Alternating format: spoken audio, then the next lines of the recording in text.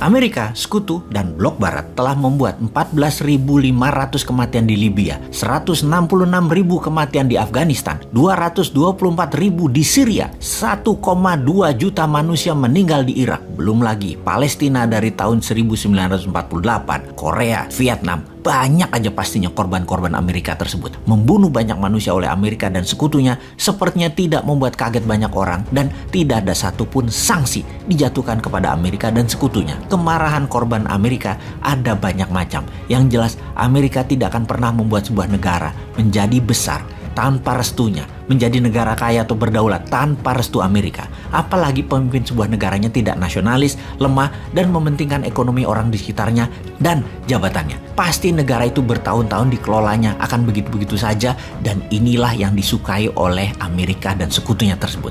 Karena mereka pasti manut dan takut dengan sistem Amerika, seperti takut pada IMF, takut pada dolar, takut membangun tanpa hutang dolar, membangun harus hutang dolar. Begitu deh kira-kira kelakuannya. Sesungguhnya Rusia mengambil Ukraina bisa dilihat sebagai perang saudara di Rusia ketimbang perang yang membuat perang dunia ketiga. Ada sih perang dunia, namun bukan perang militer, tapi efek ekonomi yang memburuk akibat perang Ukraina yang berkepanjangan. Seperti harga-harga naik. Itulah perang yang akan dirasakan seluruh penduduk dunia. Indonesia inflasinya akan mengerikan kalau tidak ada kebijakan yang jenius dari pemerintah old mind ini. Wakanda ini sudah uang beredarnya rendah, inflasinya akan tinggi, produk turun drastis, perlu import barang, dan barang beli barang impor tersebut nilai harganya naik, harga barang-barang antar negara naik, harga transportasi naik, inflasi Indonesia pasti naik tinggi, dan rupiah terhadap dolar akan tembus 16.000. Melemah rupiahnya. Mudah-mudahan tidak ke 18.000. Harga bensin pasti lepas subsidi karena APBN nggak kuat. Karena nggak bisa lagi ngutang atau nggak ada lagi yang kasih pinjaman kecuali dengan bunga pinjaman yang super tinggi yang akan mengganggu APBN. Dan tentunya rakyat lagi dicekek dengan pajak yang nambah tinggi. Harga sekarang sudah 15.100 rupiah Pertamax Turbo. Bahkan bisa ke 20.000 per liternya kalau crude oil tembus 115 dolar per barel. Bayangkan apa yang terjadi kalau crude minyak mentah ini ke 130 dolar per barel. Biar harga-harga di Indonesia itu. Dan semua ini akan terjadi di tahun 2022 ini. Bahkan di APBN anggarannya itu diprediksi nilai per barelnya minyak cuma 63, sekarang 115, mati kita udah 2 kali lipat, alias uang kita tuh cuma cukup beli untuk setengah tahun atau kita cari utangan lagi.